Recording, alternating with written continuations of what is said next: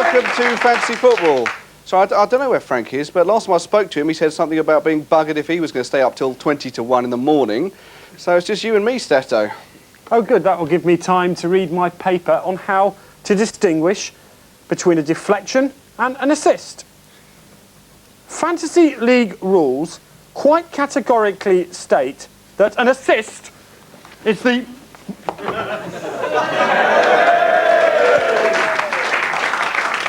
Where's your treble gone? Where's your treble gone? Where's your treble gone?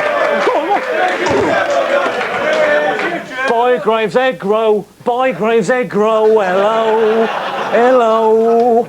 He's French, he's shit, he's never on the pitch. Cantona, Cantona. Who are ya? Who are ya? Who are ya? Who are ya? Who are ya? Who are ya? Who are ya? Who are ya? Who are ya? He's never on the pitch. Hello and welcome to Fantasy Football, as I said before. This week we'll be meeting once again guest manager Roddy Doyle and whoever might be the new manager of the Golders Greenbacks will be recreating Tommy Hutchinson's record-breaking FA Cup goals and, get up, we'll be saying a big hello to Paul Power. Hello, I'm Paul Power. Hello! But first, a few things we noticed from watching football this week. Trouble in the Italian football when Napoli started Cagno completely overdid his post-goal celebrations.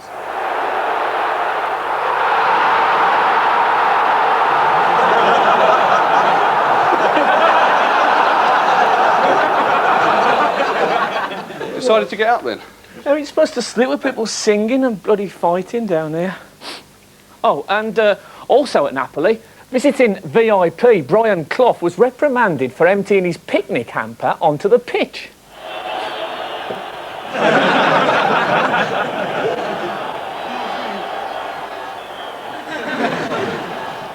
Back here, Kenny Dalglish has been complaining that Sheffield United's style of play is having a detrimental effect on Premier League games in general. Sheffield United keeper Alan Kelly, meanwhile 56 miles away.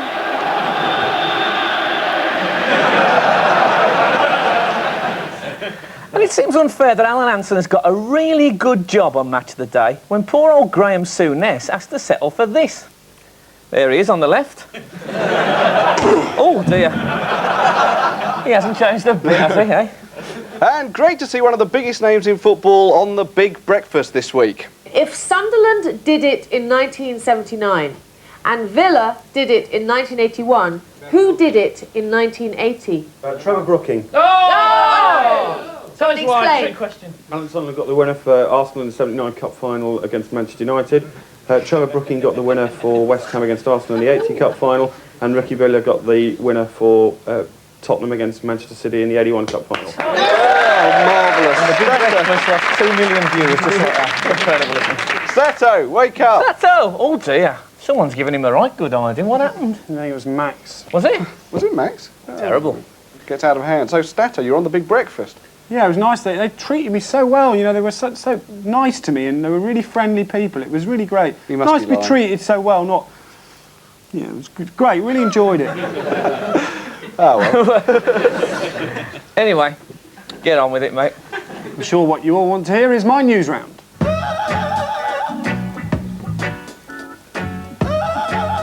Fantasy becomes blurred with reality this week as the race for the BBC Two Fantasy League Championship mirrors the struggle between Blackburn and Manchester United in the Carling Premiership.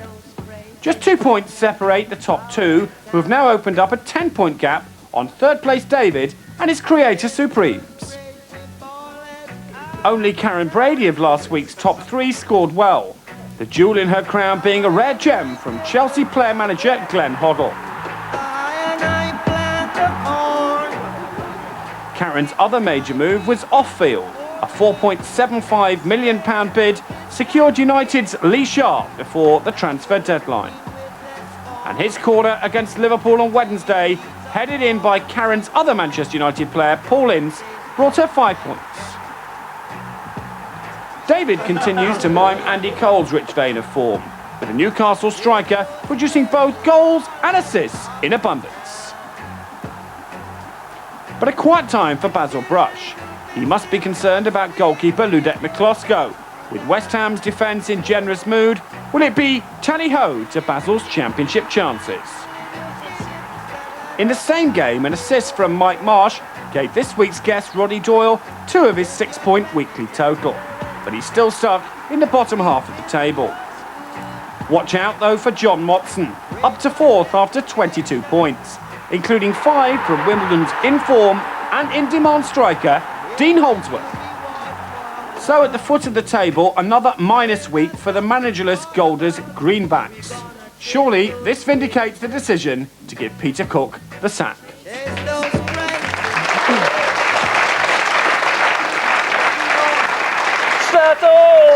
Stetto! Well done, Stats. Now, our regular viewers will know that we proved time and time again on this show that old football was rubbish. But there is one particular breed of old footballer who was especially rubbish.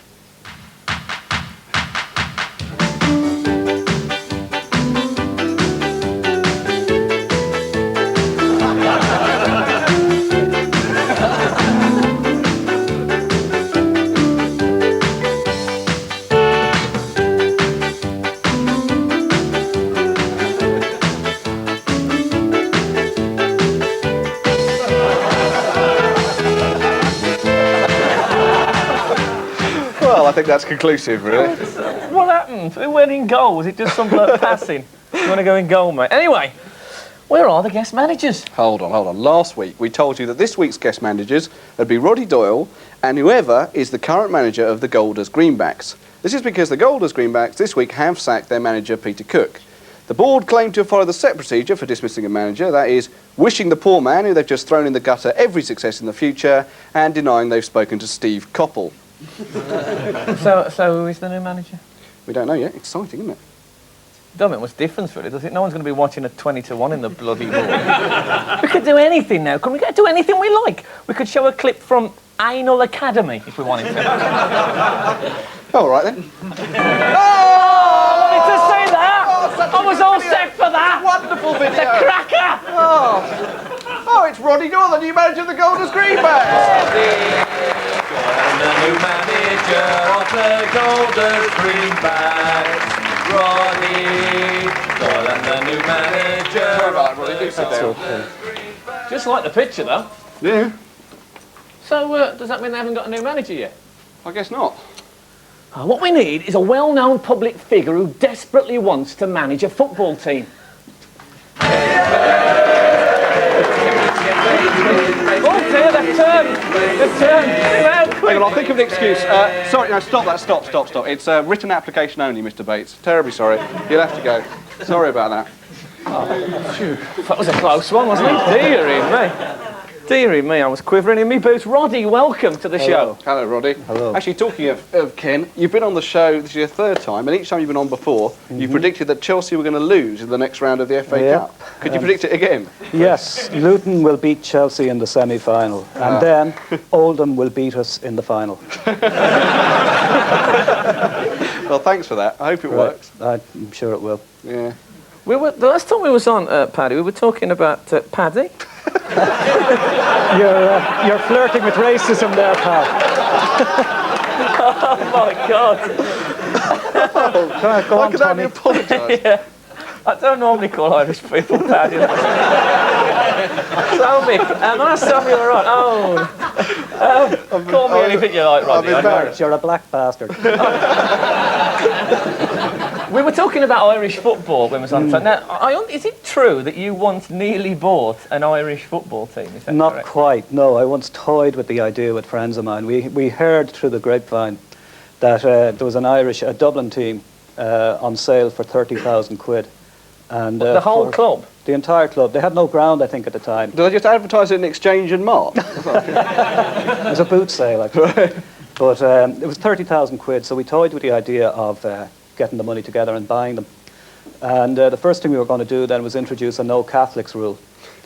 Not play any Catholic players, just Muslims that would have and thinned atheists. out the yes, staff it would a bit, indeed in the Republic of Ireland. Yeah. And then we were going to buy a few good Irish players based in England, like Kevin Moore and John Aldridge, guys who were getting on, but had a couple of years left, and then bring them back to Ireland, play them, win the league, get into the European Cup, draw AC Milan, then sack most of the team and put our kids in instead. So we had a central defence of Kevin Moran and my son Jack, who's 1.5. He would do a man-to-man marking job on Marco van Basten.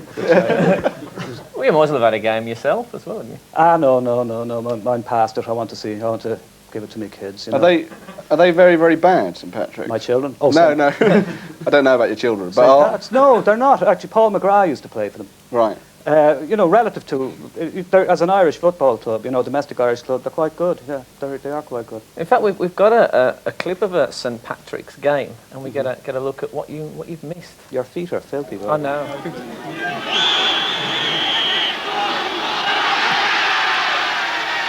St. Patrick's men seemed to be leaving the field in droves. Interlopers from the mainland could only look on in awe. 3 of the visitors were ordered off, and the referee awarded a penalty against the surviving 8, justifying a little local celebration before being escorted from the turmoil.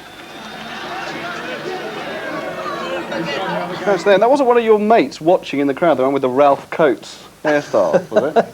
No, I was there actually. I was.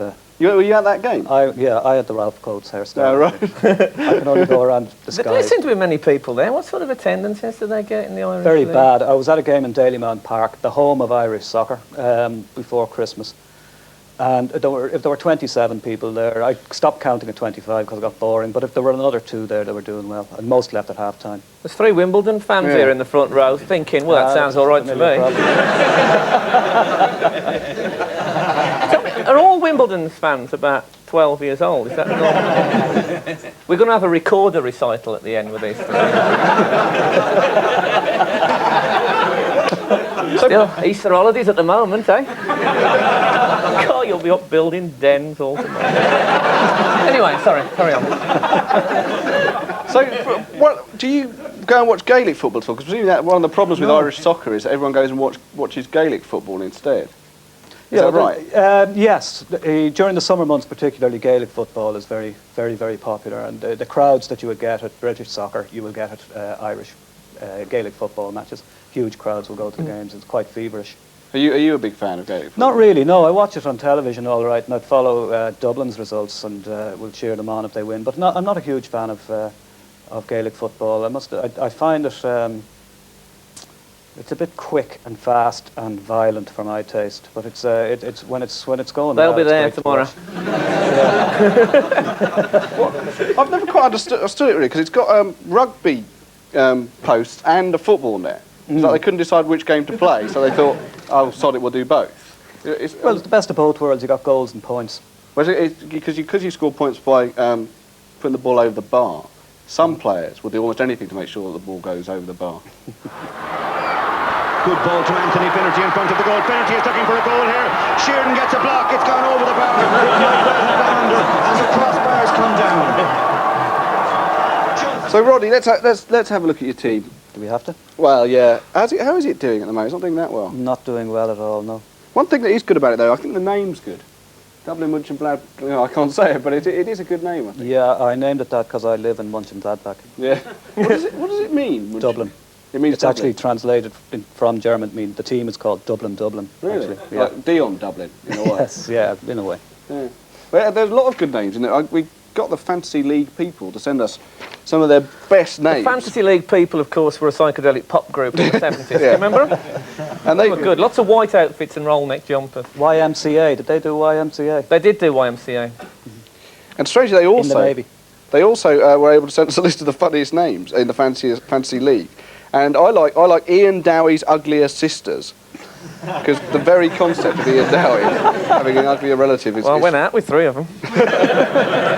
Sporting Lesbian. Yeah, I went out with 3 of them as well. Yeah. Grampus ate my hamster. And The Good, the Bad and the Beardsley. I think it's very good. And also there's it's a very bad name for a team here, which is Sheffield United. No, I think they've made that one up. Yeah, it can't be right. Can't believe that. You've just done a very big signing, which is Mike Newell. Tell us what that was for. How much did you pay for him? I paid $4.25 million British English pounds for him. Sort of driven by a mixture of desperation and boredom, I decided I'd spend all my money, and I wanted Lee Sharp, but Karen Brady had more money than me, so she got him. Yeah, it's been so a big I spending bought Mike week, Newell, actually. who has since performed magnificently for me and produced no points at all for me. Who else have you got into? You got Dean Saunders. It was supposed to be your big star player. What's he done for you? He scored a hat-trick one week. Yeah. And that's it? Yeah. Was that the end of That that? was it. He's only scoring in cups these days. He refuses point blank to score in leagues. How many points has he got? 12 points. He's got 12 4 goals points. for you, Roddy, in total. No assists, Yeah. which is quite surprising because he's the sort of player I'd have thought would have provided some assists, just 12 points. He's annoying me, I must admit. Yeah. Well, he looked like a great boy when you got him, do you? Oh yeah, he was free. I got him for nothing. I was opening the cornflakes pack and I just fell out. But he scored 9 of those points in the space of 20 minutes against Swindon, I think it was, in January. And he's done nothing since then. Well, I think he's a good player. He's a great player. He's a very versatile player, isn't he? You see? Yeah, he's a very versatile player. Anyway, no, honestly, I do think that. I think he's very versatile. Anyway, here's a clip of Brian Clough. Do you like flowers, son? Because I love flowers, son. I've got a garden, son, and I love flowers, son. Thank you, son. I think it was Dean Saunders, wasn't it? Was it? I think he might have Oh, been. well, I fell for that hook, line and bloody sinker, eh? Didn't we? We fell, didn't we? Yeah. I just talked to the Wimbledon lads, but they were going. What?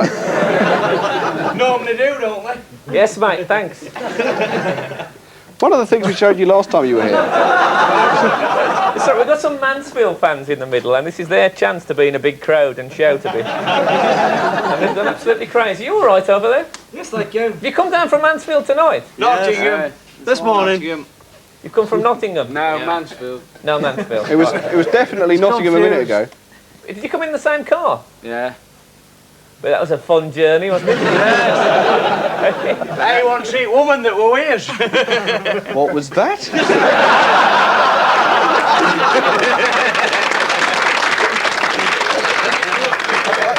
I think that was the slogan for the Hovis advert, wasn't it? Oh, well, last time you were here, we talked about some strange penalties that some of your team have been involved with. Do you remember? There was all these odd penalties. And we've got a clip here of a Pat Nevin penalty, which would make any Chelsea fan feel proud. Nevin.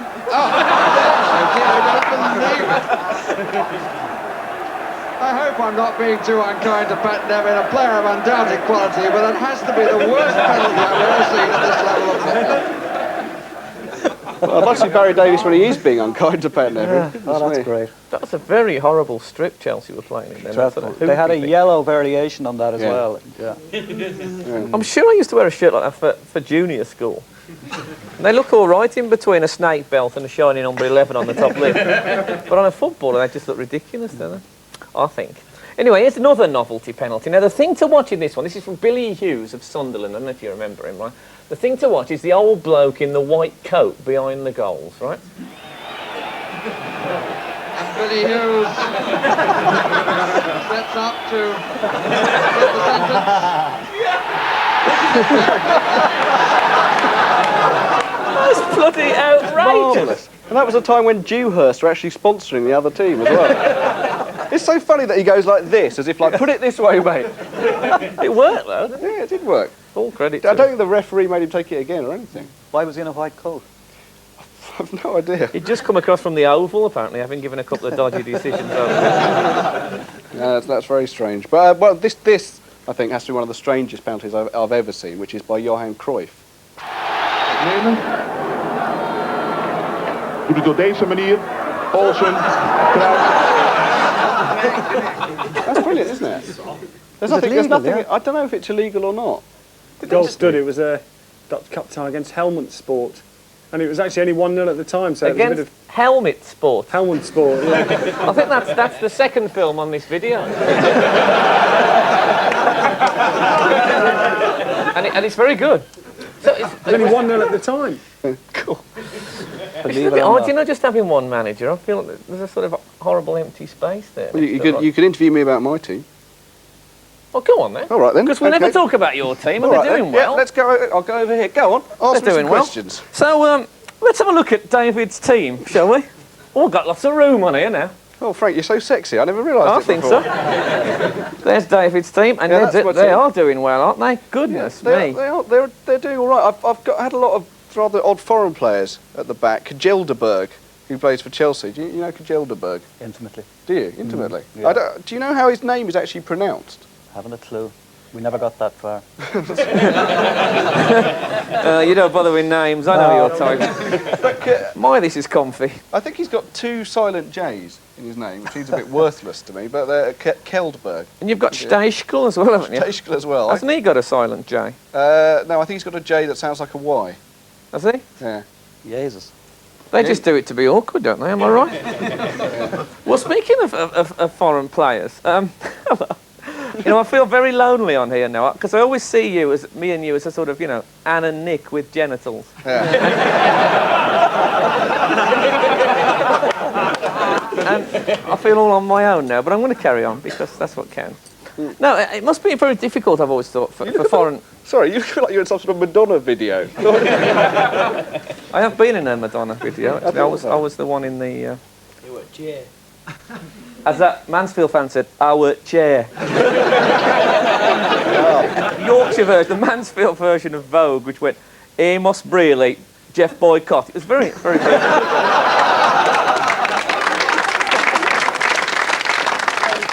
Anyway, I've often thought it must be very difficult for foreign players settling in England. And we've got a clip here showing what effect living in Liverpool for 2 years had on poor old Jan Molby.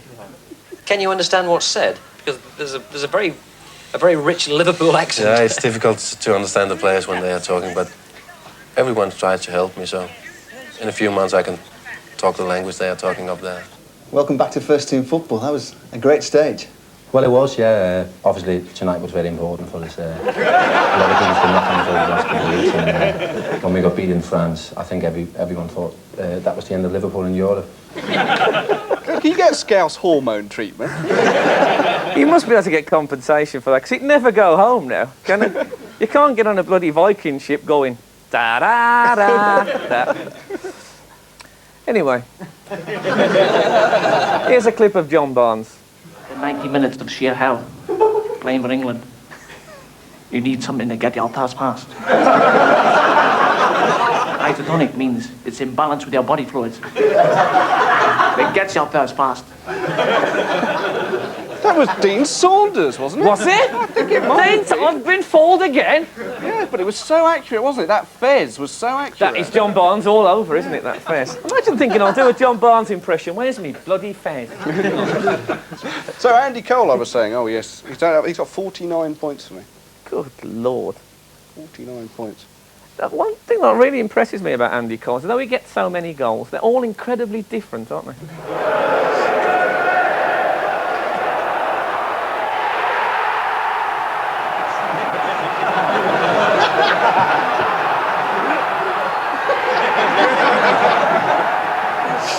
All from the same game. You would have thought the Liverpool defence would have spotted it. Well, he always does that, doesn't he? And then scores. One very long bootlace.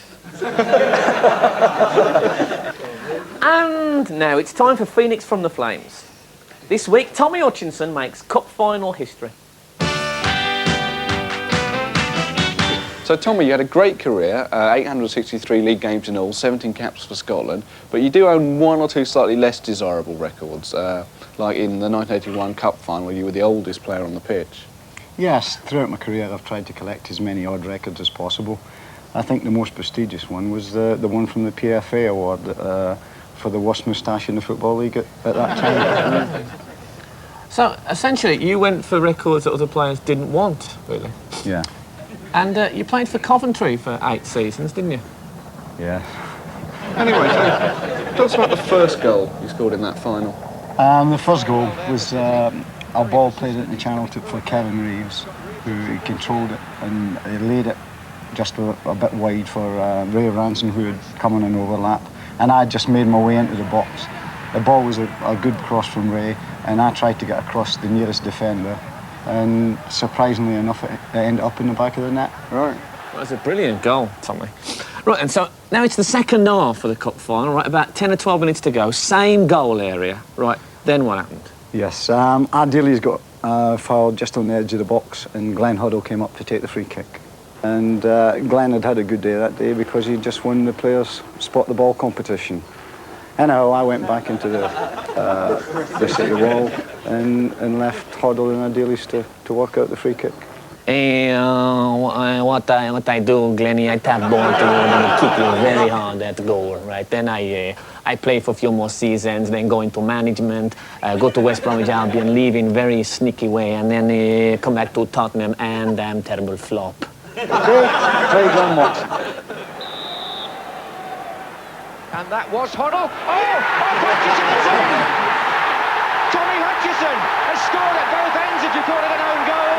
He was the hero in the first half, and he's the villain now. Well done, Tommy. Another record that no other player would want. The only bloke to score for both teams in an FA Cup final. Yes, I'd like to see someone come up with a worse record than that.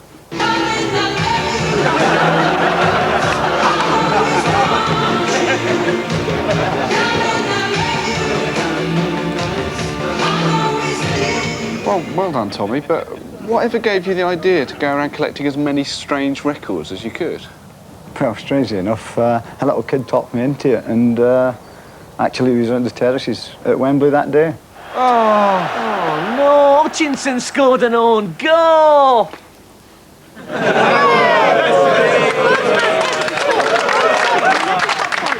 Tommy Hutchinson, 1981.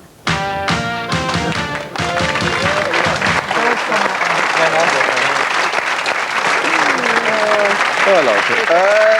Yeah, we've got a letter that says, Dear David and Frank, this is from Jeremy Benstock of Glasgow. It says, I particularly enjoy your Old Football is Rubbish series, but watching it the other day, I started wondering, was there anyone who went to football in the 20s and 30s who didn't wear a hat? I don't think there was there? No. Everyone in the crowd, even the goalies, had to wear a cap just because they sort of stood near to the crowd. Yeah. Well, so Mr. Benstock, for a long time we thought that no one ever went to football at that time without a cap, but then we found this bloke.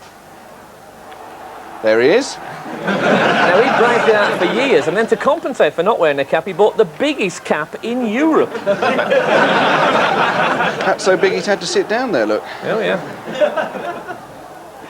Well, he looks pretty smart to me. I don't know what you think. Do you think, Roddy? I thought he looked... I thought he looked like a sap. Well, thank you very much, Roddy. That's the end of the show. Yeah. Next week's guest managers are Karen Brady and John Motson. Yeah. Good night. Good night.